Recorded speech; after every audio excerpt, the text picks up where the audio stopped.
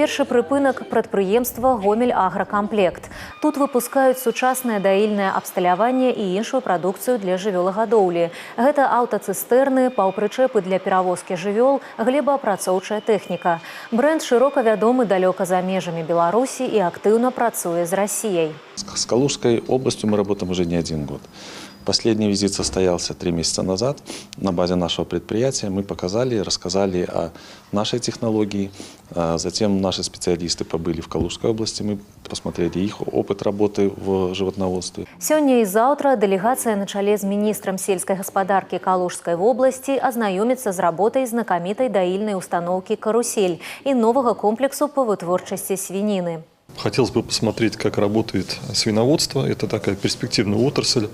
В Калужской области по итогам прошлого года свиноводство дало прирост в размере 25%. И нам хотелось бы эти темпы поддерживать, открывать новые предприятия. И, безусловно, белорусские предприятия, гомельские предприятия могли бы помочь нашим бизнесменам.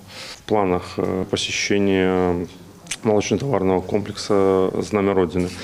Там стоит первая белорусская карусель. Наши коллеги калужские хотят посмотреть, как действительно работает оборудование, может ли оно конкурировать с европейскими производителями, которые ушли из России. И сегодня возможность у нас есть занять эту нишу. Далей дэлегацыя накіравалася на Рагачоўскі малочна-кансервавы камбінат. Другі дзень праграмы закране азнаямленне з сельскагаспадарчымі прадпрыемствамі Гомельскага і Добружскага раёнаў.